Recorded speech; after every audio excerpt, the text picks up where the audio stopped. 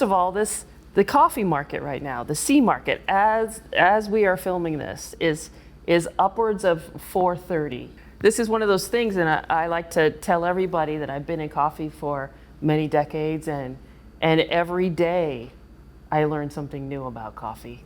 Every single day. Yeah. And this particular situation has left me completely like a kid who knows nothing. I'm just like a toddler. Everybody. Toddling around in my business going like, whoa, well, what do I do now? I don't know. Nobody's ever seen it before. And so you're not alone. Everybody in the industry is in uncharted waters right now. Commodity markets people trade in them because they're stable. They don't change very much, right? But it's stable, and you see pricing, and most of the industries, especially around food, is based on this idea that whether the basic instruments, right?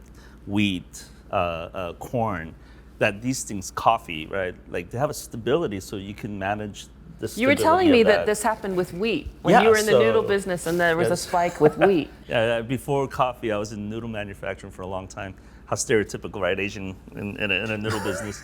But we also did Italian pastas, and so we moved a lot of flour. But there was a huge situation early 2000 where flour prices were like this, and then overnight it went straight up because there was a drought in 3 continents at the same time, in Russia, Australia, and northern US, and those are all big major grain. Wheat growing areas. Yeah. And so you saw wheat prices go like this, and it was dramatic up, and there was a dramatic down eventually, but it stayed up longer than it should have because of commodities trading. So people that have nothing to do with the production of coffee, with the purchasing and roasting and delivering of the good of coffee, they actually set pricing structure a lot because all they're doing is speculating on it, right? So, and that moves the needle one way or the other. Heavy future buying, short buying, all of these things. I'm not smart enough to understand all of that, but there is this sort of artificial inflation of things. But, is this the new benchmark? And it's a step, right, and it's going to plateau, and we all have to adjust to that? Sure. Or is it a spike and another drop, and we're all waiting for it to drop so we can get back to normal, and just whoever can make it through these terrible times are going to make it? Is it possible for operators, roasters, even producers to break free from the C market, to kind of decouple pricing from the C market? I think the problem is this is how we created it. We told farmers for years and years and years, producers for years and years and years, we're setting your price based on the C market. That's what we told them. And so the industry wrapped itself around that idea, and everybody adjusted their language, their marketing, their approach to the marketplace. So we created an artificial way, because it's not really based in reality of that real time. Why? Because future contracts have nothing to do with present value.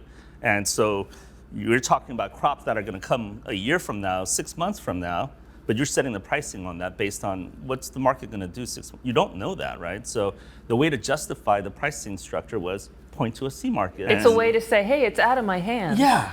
I'm just doing the thing that we have to. So that's how fair trade was structured too, right? It was a differential over C market made it. That's right. It had nothing to do with like farm gate or like what the cost of production was. It was just like, well, we're above C market, so we're good. I've heard these stories now of a producer saying, forget the contract, I'm not honoring that anymore. Look at the C market. Yeah. Right. And why did they do that? Because for many years, that's what buyers did to them. Sure.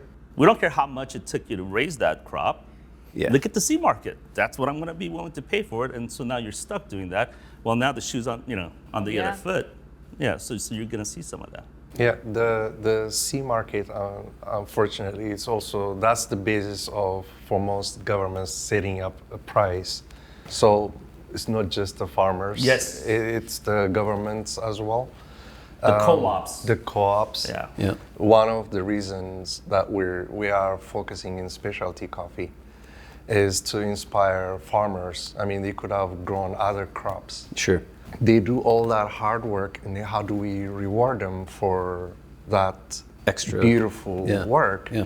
And it's up to us in finding these incredible roasters that understand that hard work, and invite them to see it themselves, what they go through to get that amazing tasting coffee.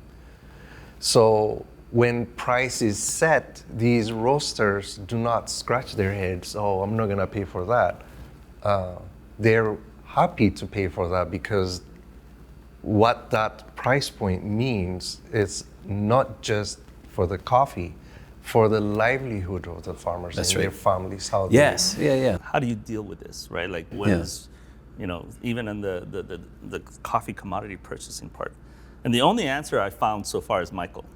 And I want to share this. I'm not trying to embarrass Michael, but he and I became friends even before we opened Copa Vida. We met at a coffee shop and we had this beautiful story about him giving me a bag of greens. And I didn't know anything about coffee. I didn't know what to do with it. Like, he's like, I'm like, why are you giving me these? Like, it's going to go in the trash can eventually. He's like, because, we just connected. And when he gives me a pricing, I trust him. Yeah. And he knows I'm good for it, Yep. buying it. When we have a contract, I trust it, right? So I trust several things. I know that it's going to be purchased with integrity on his end. I know that the pricing is going to be fair on his end. Not pressuring you for future, but I'm just telling you that's how I feel. and I know it's going to be about $4 a pound, and we're actually on a sales call. We're just here to be there with them. But it's about relationships. Yeah. And this is the kind of thing that we rely on in coffee, right? Is who's coming into your shop, Mo? Oh, absolutely. And it's the same thing with us because I just so excitedly met you in person today, but I'm going to the Philippines on Monday to source coffee. Yeah. And it's the same thing. I trust those people. Yeah. I pay so much money for that coffee because it's a burgeoning origin and I know where that money is going to. Yeah. Like we're building roads for these farms. We're helping those people buy the farms. Well, I mean, I don't want to sound like I've got a pocket full of crystals or anything, but I love crystals. It really it does come back to trust and love. You have to trust your supply chain. Yeah. You have to love what you're doing. You have to build a cafe. Mo, I gotta say, what you're doing in your cafe, I think is. Thank you. As good as I've seen anywhere. The community that you're building is amazing. It's palpable when you walk in. Thank you. And it's that kind of love that you give to your customers that leads them to trust you in a way where you can raise prices because they know that you're being honest with them and you can communicate through that love, and it's so clear and it's so abundant. Yeah. So That means so much, Jay. we just have to return back to that. I think that's why we all got into coffee, I think, is because we were just moved by our heart to do something different than what the establishment told us we had to do, Well, it wasn't so long ago that everyone wanted the clean lines, Scandinavian look, not a lot of interest in what you as the guest need. Right. Yeah. It's more what we are going to give you. And this is like, you're the embodiment of like how the diaspora is in action for your We try. We try. for your origin country, and Absolutely. and how I see more in the current sort of climate of cafes that everyone's just happy to fly their own flag. Yeah. And there is no more cookie cutter, tell me if I'm wrong. There's not really a cookie cutter specialty coffee shop anymore. I think you and I can speak. I was like, I think there still is. There's still like that clean Scandinavian look that like some shops are going for, but I feel like especially a city like Los Angeles, like there is that space for more coffee shops. Like this is our avenue. We're gonna stick to this. Yeah. The shop I'm working at right now is a black-owned space, and you walk in and you know it's a black-owned shop. You look at the staff, and this is a black-owned shop. Which is so beautiful. I love that so much.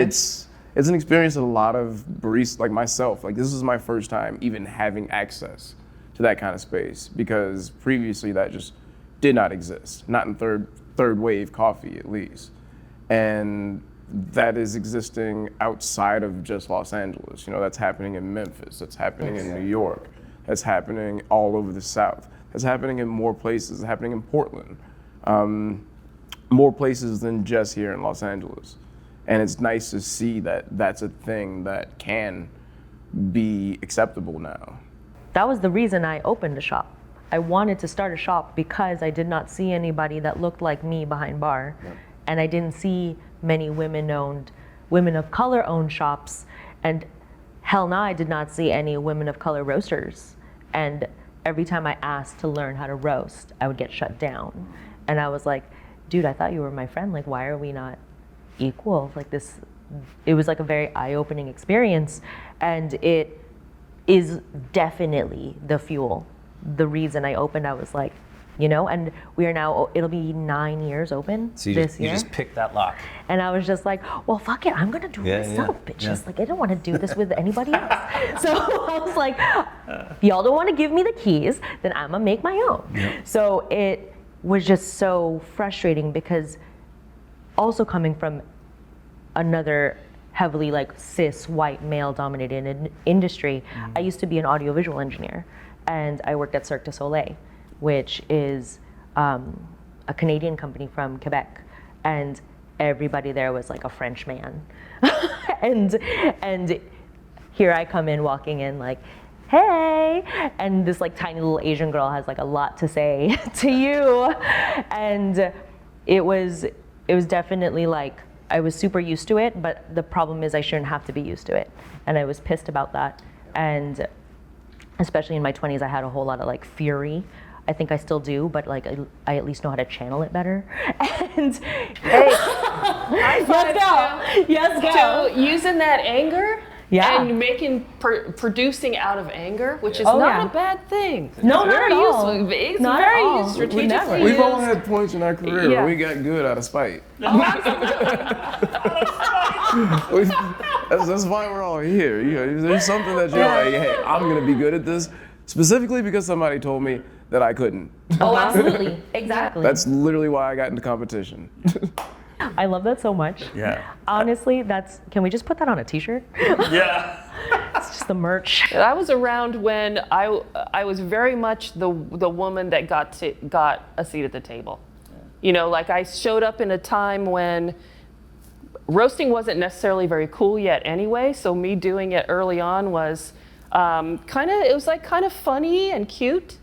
You know, I remember the guys on the Roasters Guild used to say I had moxie. But yeah, there's a lot of like going through the old memory banks and remembering and being like, so I'm like, yes, I want to recognize your anger Oh, absolutely. and appreciate that you are Thank you. actually processing it in real time.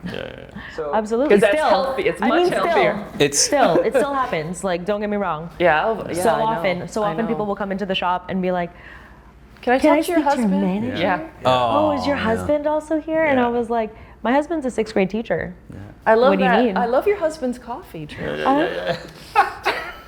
So Tell him he's great at roasting. I think it's a matter of perspective, and maybe when at a time where you were feeling like such an uphill battle, I had so much reverence for you. I remember in 2009 when I was charged with running a regional barista competition in the Northwest, and Trish came by the company I was working at then, Delano's, to just take a look at the space and hear my plans a little bit. I'm like, I got to do a cupping, and I'm like, shit, Trish is coming here. So I was like, just over the moon enamored. So maybe, like I said, it is a matter of perspective. If you feel you're going uphill, or if you feel you're not respected, just know that there are people out there who love Yes. what you're doing, Yes. and who look to you to keep going, and who hopefully get a chance to say it to your face one day. Tell us Yeah. about your grandmother. Yes. Oh, there we go. yes. Just like the origin story I of love this. Trish is like, we're going to go for the crying right now. Yeah, but let's get into it. Yeah, our grandmother was the first woman pilot in Africa. And this was in the early 1930s, before World War II. And the king assigned her and other men pilots to establish the first ever Ethiopian Airlines. And the funny part is, for her to fly, she had to get her driver license first. And she got the driver license, and she became the first one in the country, a woman driver license holder also. Do you guys still have that license? I wish I had a copy of that. Yeah. It's dipped in gold. Yeah, right. What I love about my grandmother is that she did it because she wanted to make a statement that if women are given the opportunity, they can do the job as well. Let me inspire others. And the training began, and she did really well. They flew, and then World War II happened. The Italians came to Ethiopia, where we had a 5 years long war. Our king went in exile to Great Britain, and all the pilots were in hiding because if they were found, they will make an example of them. They don't want them to drop any aid to the front line, whether it's food or ammunition and what have you. The war ended in the early 1950s when the king returned. He awarded her 3 lands. And these are the prominent names that all of you know, the Yirgachefe, the Sidamo, and the Harar areas. And those lands had wild coffee trees on them. At that time, our grandfather, her husband, he had a trucking business.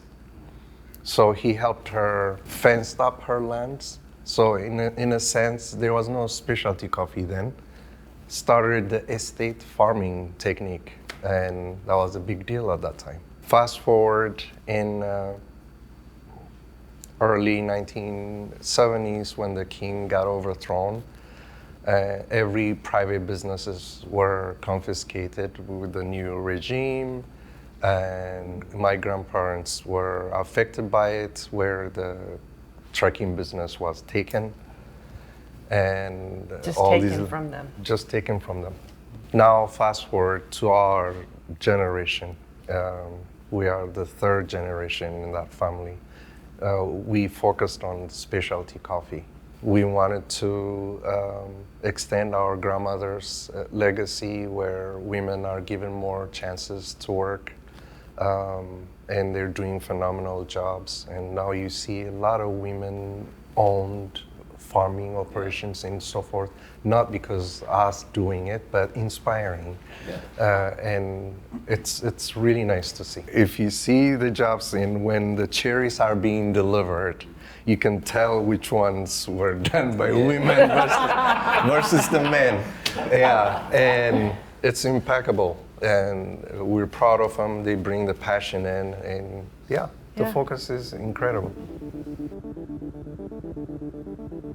Trish and I wanted to have you guys here because we respect the hell out of you, each and every one of you, what you're building, what you have built, and the promise of what you will continue to provide for the coffee community. And we know that the community that you all have, the network that you have, there's probably some other stars. So I'm curious, do you have any coffee mentors or people that you see are on the rise that you want to talk about and shine a light on? Y'all, as you probably can tell, I love so hard, because when I meet you, it's almost like Doug from Up. Like, who are you? I love you. And unless you show me otherwise, I'm gonna show you love. And this is what the community gives back to me too, because I've felt othered in so many places of my life, and this is what this community gives me, of just reciprocation. And my best friend is Selena Viguera from Blue Bottle. Oh my gosh. Yes. Huge fan of her. Who isn't? Yes. And she is, I am just so lucky to be able to call her my friend. And she is such a inspiration to me, but it's ridiculous the amount of imposter syndrome she has, because she'll come to me and be like, what if no one shows up? No one's gonna sign up for this class. And I was like, you're ridiculous, right? You're gonna sell out in a minute, please. And we just have talks on the phone when we're just I'm running and I just want to talk to her. We'll always talk like this. It will be deep, it will be painful probably, it will be about something bothering us in our coffee industry. And she just always has such a beautiful perspective to push against mine, or just to piggyback on mine, to be like, yes, I hear you. Yeah. And I love that. Yep. And I just love her so much, and I just know that she is she's so loyal and like enthusiastic about coffee, and she's been in it for like over a decade. So I love her for that. Yep. Yeah, no, I think everyone in the circle knows her. I know. Who doesn't, y'all? yeah. And if you don't, Yep. she's gonna meet you. I think the coffee industry needs to get ready for what Nikisha Bailey is gonna unleash. I don't know if you guys know Nikisha. She's in Philly, and she's has started a coffee company called Win-Win. She was A&R for like Def Jam back in the day, and she worked for like Warner Brothers, and she's part of the Grammys.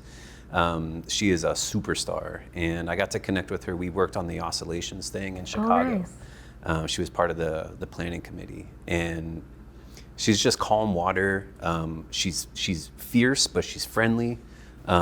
Everything about her, I think, is amazing. I love Nikisha. And what they're building out in Philly, I think, is going to be really special as they start to come up. And I just love the combination of music and coffee, you know. And I think there's so much of it that goes hand in hand. And I think that she's like uniquely suited to like bring coffee in a different direction. I want to talk about Zion Brown. We roomed together on our trip to Africa, and like he's a younger guy. He's in New York right now working on his Q grader, and like he's done a few events, a few galleries of photos that we took in Africa, and like I feel like he's the next like guy who's like very well suited to do some big things. He's got a lot of great ideas.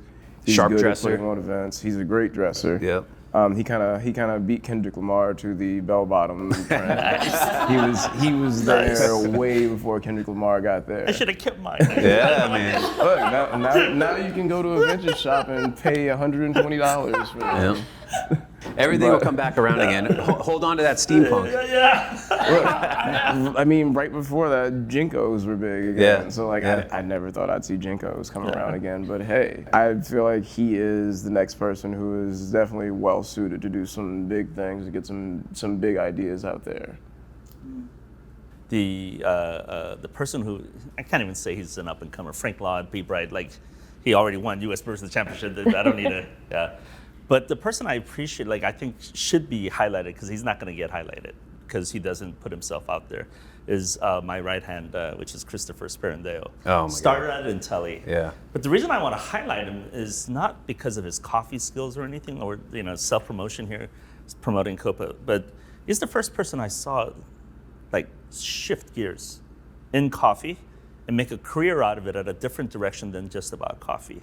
So he started at coffee, ran Intelli's couple of locations, regional. I mean, he was the educator there. Like, he knows coffee, and I still think he makes amazing latte art because he's just that talented with what he does.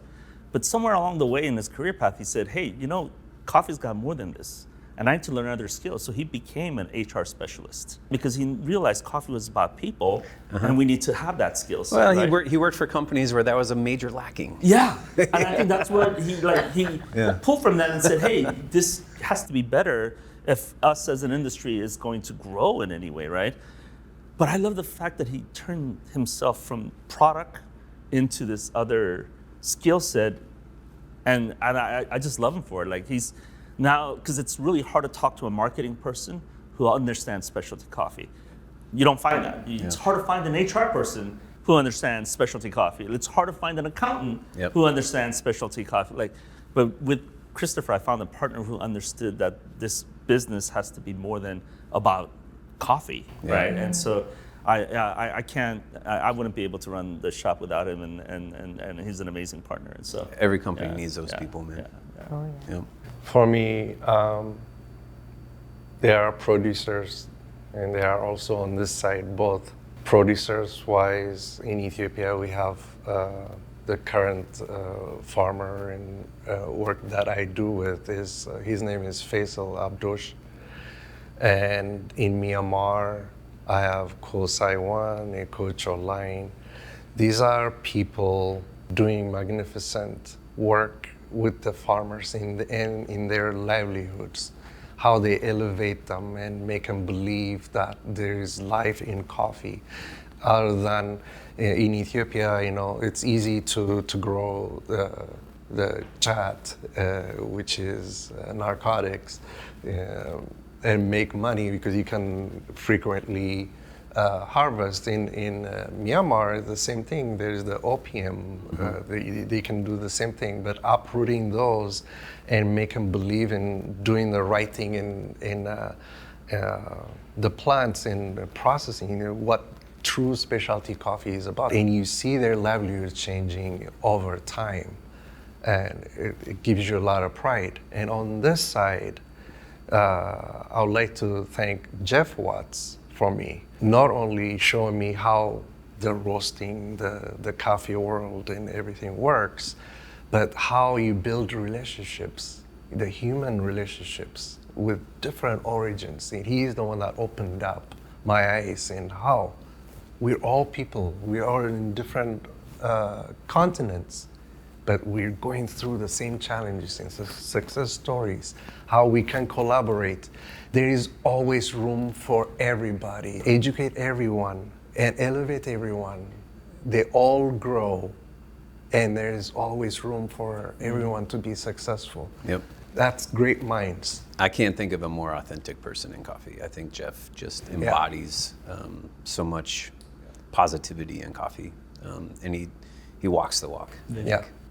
I would add Brent Curtis to that list too. They are a lot of times in the background with his new company, Common Collab and stuff, but he's supported so many people through what they do, the Curtis family themselves. But another one of those folks that I feel like is, people know who he is, but he doesn't like shove himself out that's there. right. Yep. And it's just humble. He's been impacting the business for a long time. Steady. I want to highlight my friend Cherry Cruz in the Philippines. She has a big coffee company, a big roasting company. She serves a lot of different customers there, but her core being is rooted in education. And she believes so strongly in education. She started with like barista school kind of thing in different parts of the Philippines, but from that she has really become a powerhouse of education for coffee in the Philippines and throughout Southeast Asia, really, making her mark and mentoring many other educators to come after her. She works at the farm level, and she works in Manila, obviously, where a lot of her work is done, but she's trusted. Her eye is always on education. Her eye is always on finding a way to bring information to the people that need it. She's a great inspiration to me, and I love her to death. Cherry Cruz. I do want to talk about like one more person, because you said also like a mentor. I wanted to talk about Chelsea Walker Watson up in Seattle. Totally. Like I met her in November of 2022, and like I would say she's like my mentor. I talk to her very often. We kind of go over like what my plans are, where I want to be, how to achieve that, the next project that I'm gonna work on, and we discussed. Matter of fact, when I bumped into you the other day at Kumquat, I was going there to have a call with her and go over like, more of like, all right, this is what I'm doing now, what's the next step, where do we go? Like she's definitely been a huge force in everything that I'm doing right now. Okay, can I just point out something real quick? Sorry. You work at a coffee shop, you own a coffee shop, and you met at a third coffee shop. That's awesome. We all know the fires just happened. And I was in a weird place because we're close enough to fires to be victimized by the smoke ash, and we had to close for 4.5 days and all that. But far enough from the fire that we actually didn't burn anything. And so everybody's looking at us, are you a victim or are you not a victim, right? Yeah. But as soon as we kind of opened back up, one of our first thought was, well, how do we support our community? So we reached out to World Central Kitchen, and they already had coffee, right? Because we were 4.5 days late to the show in the sense that we were closed and we were trying to figure out where our staff was and how to get it open again. And we lost a lot of customers because, and it kind of breaks my heart to think about that. But I walk into my coffee shop 2 days after we opened, and one of our regulars was sitting in the corner, and he's a general contractor, and I won't say his name, but he's dressed like he always is. I mean, he always dresses with jeans, a button-down shirt, and a Pencil in his ear. And, yeah, that kind of guy. Like Yeah, he yeah. always has a clipboard. But that day, he was like, he had a really cool sweater on, very colorful. He had a jacket with a brown jacket with the collar turned up. Didn't look like him at all. So I walked up to him and I said, "Looking good, right?" He looks up and he starts laughing. He goes, "Steve, this is not my clothes." I go, "What do you mean it's not your clothes?" He's like, "Oh, my house burned down, so this is donated clothes." And my face went from like looking good, having a good time, to all of a sudden going, Yeah, your foot was in your mouth. yeah, I was like, oh my God. Like, so what happened? And, he's telling me his story, showed me pictures of his house burned. And like, I'm about to cry. I feel so bad for this guy. And he's like, no, that's okay. I'm fine. So I'm like, hey man, how do I help you? What do you need? What can we do for you? And he goes, you just need to do 2 things for me. Stay open and keep making good coffee. That's the reason I come here. Yeah. And this is the only place when I come, I feel normal. Love it. My friends were at the Pasadena Convention Center, and they started telling me what they needed, because they're like, we have so much of this, we don't need this, but Yeah, we do yeah. need this. And so that's what I was like, let me make a list, let's figure this out. And that's what I put. And it was one Instagram post, and Yeah. it was like a flood, Yeah. because everyone wants to help, which is such a beautiful thing about our city. Well, I think also people are looking for trustworthy outlets for absolutely. their help. Yes. Yeah. And that's where the trust and the community building comes Yeah. back to play. They trust you. They trust you as a Exactly. communal hub Yeah. to do the right thing, because they see you doing the right Yeah. thing in your coffee Thank you. purchasing, your menu We planning, try. Yeah. your customer service, and so they trust you. Exactly. It's that I'm so like grateful the for that. truest sense of hospitality. Yeah. Like as a person, the fires didn't affect me personally that much, but I am a survivor of Hurricane Katrina.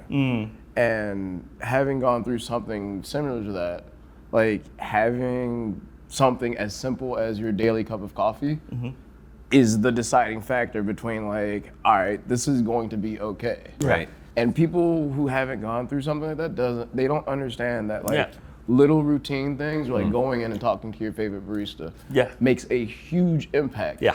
on adding a small piece of Yeah. normalcy back to the rest of your life. Yeah. So, It's like a comfort, it's like the gathering spot. It's exactly where you want to be. And that moment is when I went like, oh, that's the purpose. Exactly. That's what we're supposed to do. It's not, let's get political about this. It's not, let's figure out how to solve the crop crisis or those are completely things I can't control. I can worry about them. That's the only thing I can do. Yeah. But what can I control is provide some normalcy for that community to gather together, right? Like, Exactly. and that's all he wanted. Good coffee and be open. Yeah, you start with what you have. Some would say Yeah. that's a political act in itself. No. A lot of people. Yeah, you a need a lot of permit people to be would nice. That's so good. That's very true. Setting up a small community like that. Like Yeah. I don't know, I would consider that a very political act. Absolutely. That's amazing. Damn Thank right you. it is.